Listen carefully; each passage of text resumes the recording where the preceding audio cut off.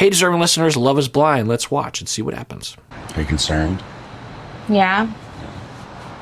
It makes me worried that we had one conversation last night that like got you really in your head. There's just things that we had discussed before in the pods. Last night, it felt like things were like shifted. Like what specifically? We were like now switching from like the 3 to 5 that we'd spoken about to like sooner.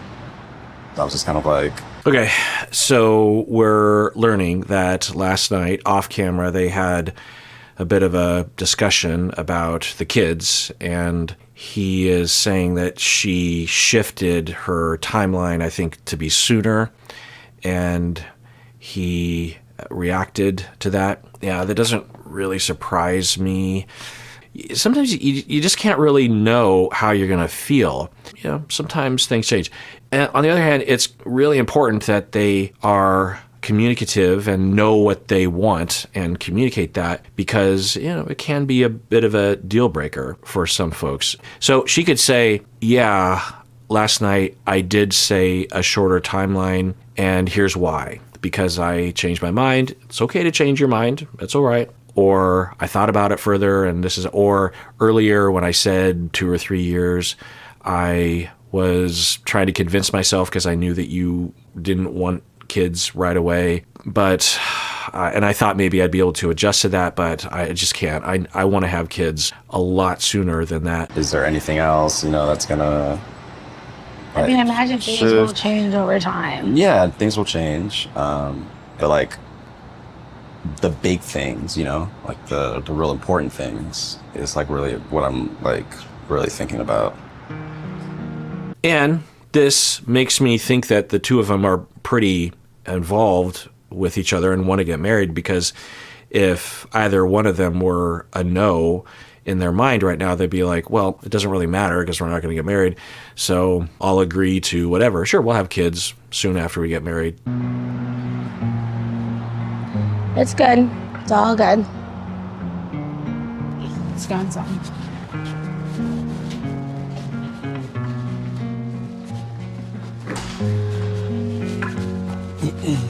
I'm use the bathroom.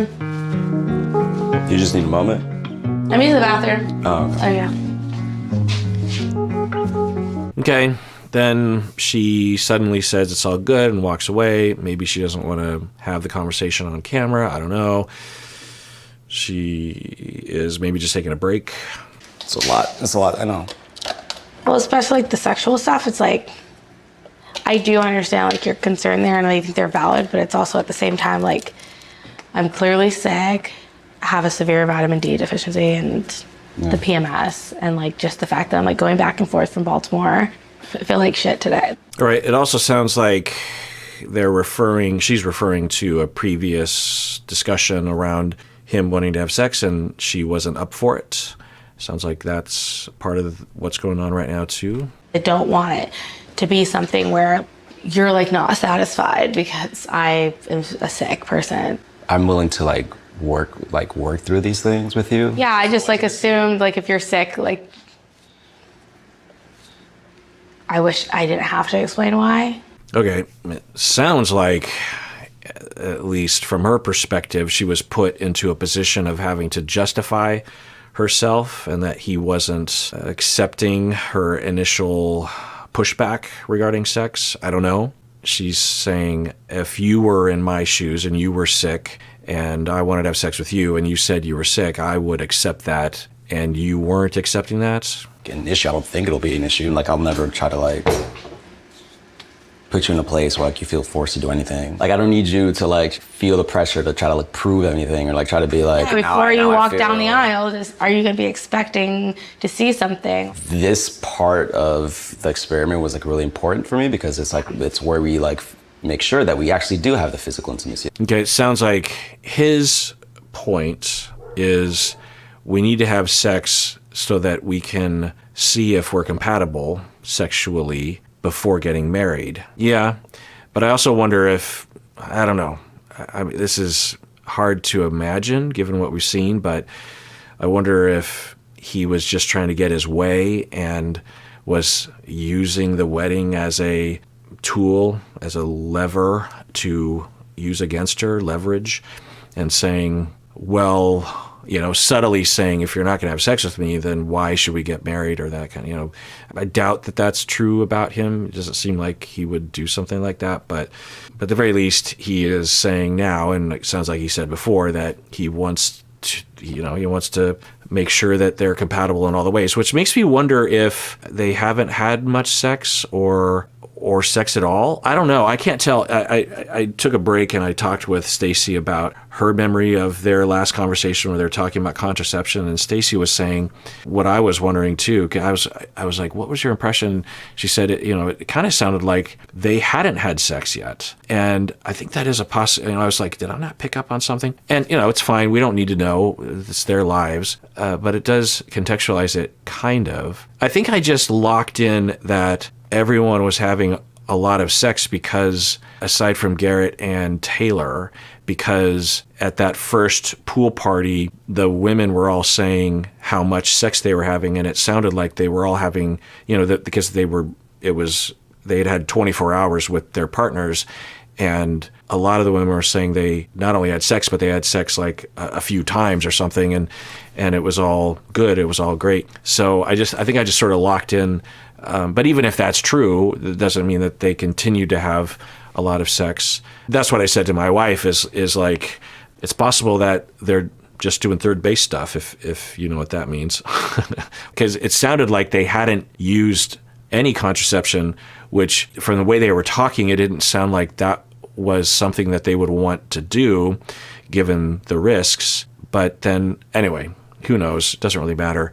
But they're having this conversation, and, it doesn't sound promising because, that their relationships, well, I don't know if I'm just rewriting history. My point is that right now it looks like their relationship isn't going well. The way that the conflicts have gone each time, this is, I guess, the third. The first on camera, the first one was the political discussion. The second one was contraception. And the third one is this one. Marissa has a side to herself that I don't remember from the pods. I'm pretty sure it didn't show itself. And then the mom said, well, she can be real bossy. And then Marissa said, yeah. And he was like, yeah, she has been off camera. He didn't say off camera, but that's... So she tends to kind of shut things down. And, okay, I don't know, but we can talk about the 4 horsemen of the apocalypse. John Gottman, you can check this off on your bingo card, researcher from the University of Washington, my alma mater, another box on the bingo card. John Gottman here in Seattle researched couples over a long number of times, over years, and would code their observations of the couples doing various things, talking about something that was conflictual or just being together, talking about how they fell in love, just a lot of different behaviors that they would observe couples and then code and then track over time. And then the couples that stayed together, they looked at the commonalities of those couples years earlier, and the couples that got divorced, they would look at the commonalities. And one of the things that was found, not all the time, but generally speaking, that there are 4 experiences or mindsets or behaviors, I'll explain all 4 in a second, that will be an indication that the relationship is going to dissolve in the future. And the 4 horsemen, let's see if I can remember off the top of my head, are criticism, contempt, stonewalling, and the 4th one, defensiveness. Okay, is the 4th one. Defensiveness is when you are in a conversation like this, she is saying, hey, I am sick, it's hard. And a defensiveness thing would be something like, well, you're not that sick, or that's not the point. The point is that you were, it's defending yourself in a way that doesn't help the conversation, I guess, is the ham-fisted way that I'm describing it.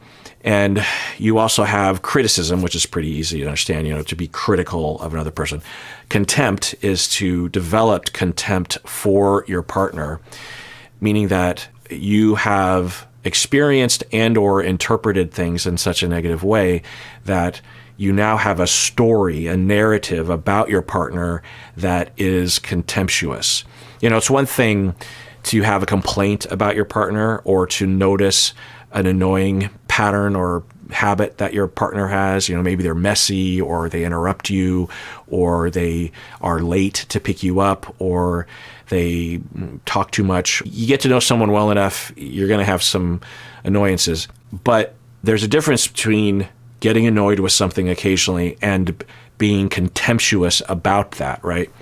And that's one of the markers that will lead to divorce. And so along those lines, in terms of the implications for our own lives and for therapy, is that if you are aware of that process, you can either change from contempt back to just a regular annoyance and noticing of something that you don't like in your partner, but you don't have like one of the differences is like, so this is just being annoyed, is, she's kind of messy. She doesn't clean as often as I do. I have a different kind of expectation or tolerance for messiness and for dirt building up, and she's more okay with that kind of stuff. And it's not great. Okay, that's being annoyed. Contempt is, she's a dirty person. She is a slob. She expects me to do all the chores or something. Okay, same data, same scenario, a different attitude about it. Now, sometimes the contempt is accurate, or maybe you want that kind of attitude because it fits the scenario. If someone's being abusive and you have contempt about their abuse of you, then okay. But for a lot of relationships, it's just a choice that you make. It's a pattern. It's a lot of things play into this, our past, our trigger, and our ability to communicate. All right. So that's contempt. And then the one that is pertinent here is with stonewalling. Okay. So stonewalling is something that people will do when they are overwhelmed with stress. And when John Gottman and his colleagues actually would measure the amount of stress based on their heart rate and their breathing and all that kind of stuff, they would find that there are some people that when they are in tension with their partner, they have massive spikes in how distressed they are physically and emotionally, but they don't really show it, and they're not really aware of it. At the very least, they don't have a way of soothing themselves. They don't trust that things are going to work out. They don't have a way of regulating their emotions. They don't have a way of working out the conflict, and their sense of unsafety and their sense of anger and their sense of things going very badly for them in the moment are very intense for them. And so what they do is, as it builds up and builds up and builds up, and then they got to get away. But it won't look that way from the outside. It'll look like someone is just shutting down. The way that she reacted is a good candidate of that. We don't know. We'd have to talk with her about what was going on with her. But they were talking outside about, a fight that they had the previous night, and it hasn't been resolved at all. And she just says, I have to go to the bathroom. And then she moves away from him, and he follows and says, so do you want to talk? And she's like, I'm going to the bathroom. And then she comes out and she changes the subject. So this is an example potentially of stonewalling. So I don't know if that's what we're seeing right now. Maybe this bossiness label that Marissa has said about herself, and the mom and Ramses have all said that she can be bossy. I wonder if it's because she has spikes in distress because of her past and her history and her traumas. Now, as I said during that video, she's totally entitled to making decisions about her body, and she's totally entitled to say no for whatever reason that she wants to. That's not the issue. It's how you say no and how you retain the love in a relationship while saying no, right? There's a lot of ways to say no. Now, sometimes this is interpreted as stonewalling when it's not actually stonewalling. It's just someone being assertive, right? So it depends. Of the experiment was really important for me because it's where we make sure that we actually do have the physical intimacy, that the affection and everything that I desire in a marriage. And so you're having doubts. It's not so much doubts. It's a big decision. Now, I do want to add that there's a possibility that Ramses is being completely unreasonable and is pressury regarding sex and is operating from an entitled, maybe sexist place. We just don't have enough information. There's a possibility there. There's another possibility that I'm also wondering if for the two of them, they had, so here's one possible scenario that I guess would be charitable to him and would be charitable to really both of them, I guess, is that they have had sex in whatever form. And then once they were out of Mexico, because it sounds like she commutes from Baltimore. I don't know where they're at. Are they actually physically in DC? I don't know. But it sounds like she has to do a fair amount of commuting for work or something.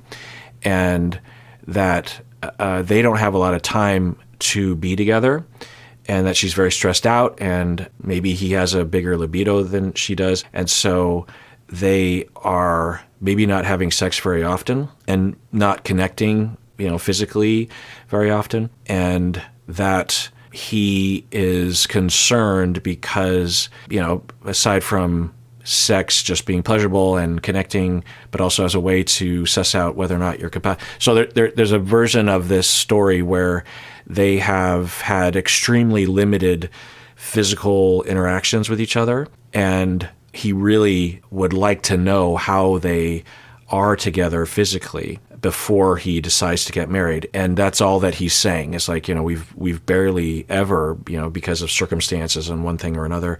And so that's why earlier, since, the wedding is in, I think, 12 days, maybe given their schedule, maybe there's only one other time they can even have sex after this point. There's another version where he, for whatever, however much sex they've had, that he is unempathetic and self-centered and entitled about sex and is misogynistic. You're there for, that's your purpose, is to be there for me as a body or something. I don't know. It doesn't seem likely. And I don't see any stonewalling now. I just want to say, she's talking with him. Okay, well, that is it for that episode of Psychology in Seattle. Everyone out there, please take care of yourself because you deserve it. You really, really do.